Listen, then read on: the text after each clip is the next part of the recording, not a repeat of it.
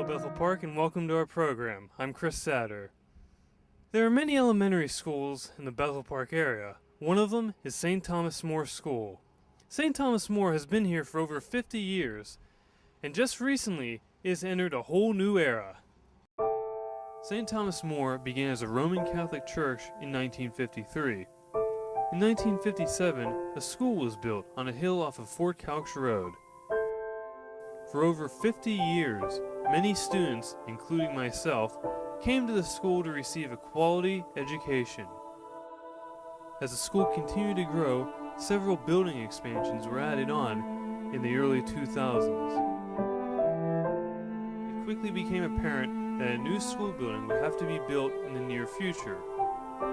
The end of the 2006-2007 school year marked the end of an era for the old school building.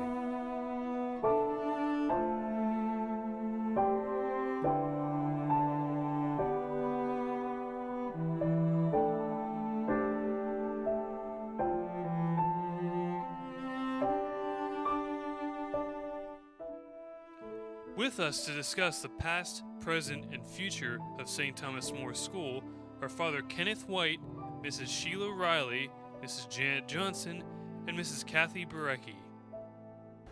Well, I'm pastor of St. Thomas More Parish, and this coming January, I will be here for 20 years as pastor.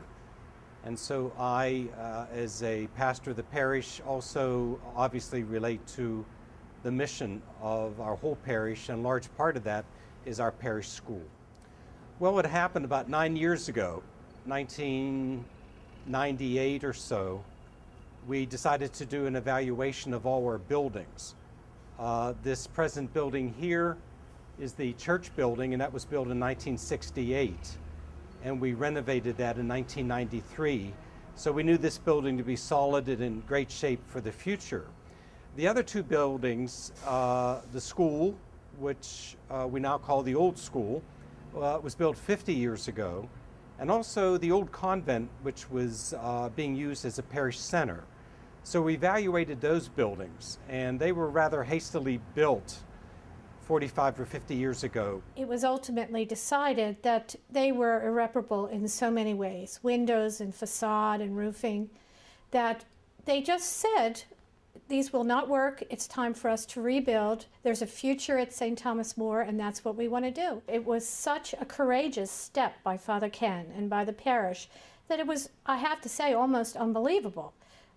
You said you were going to do what? You were going to build a new school and a new educational center for all the children in this parish. And yes, that was what the plan was. So as much as it was unbelievable, it was so wonderful that we were all so willing to put time and effort into that.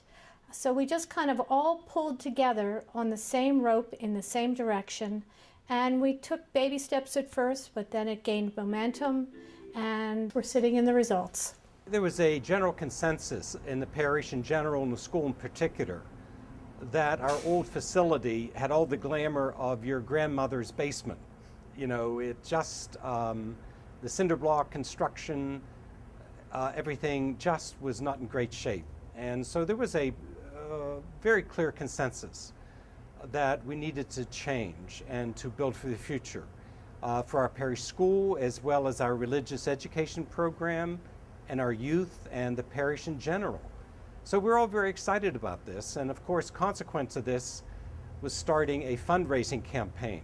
And so 7 or 8 years ago, we started the process of engaging the parish because we needed to raise at least $8 million for this project.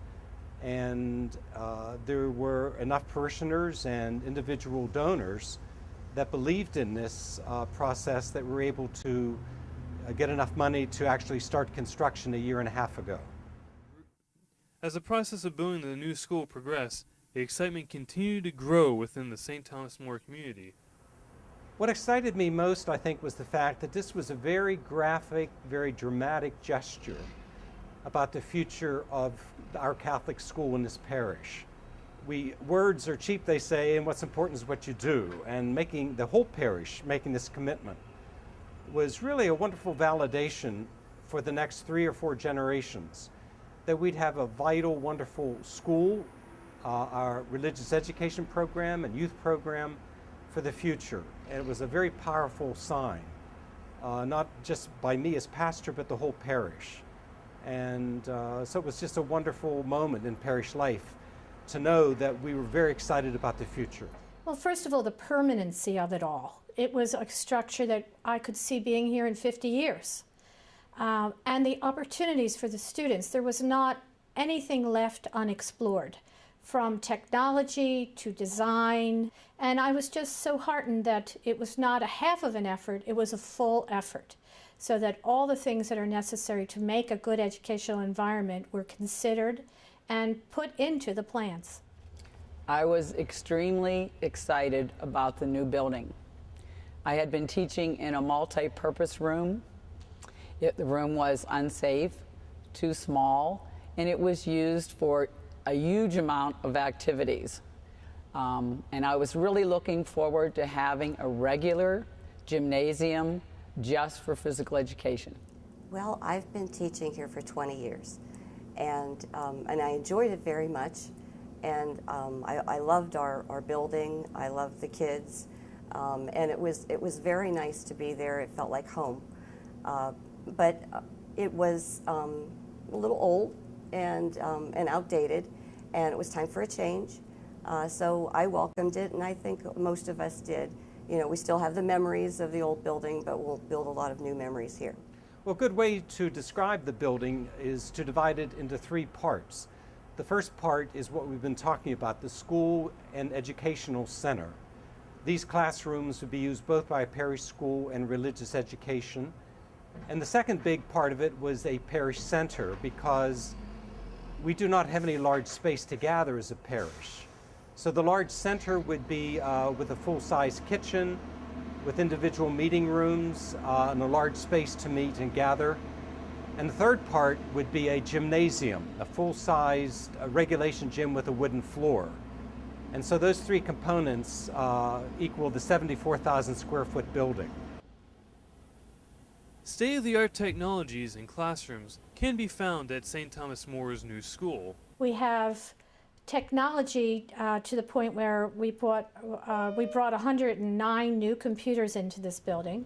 Every classroom has an interactive whiteboard, Smart Technologies, which is a great tool for the children because they're raised in that kind of technological environment. So it's very, very natural for them to use that sort of a tool.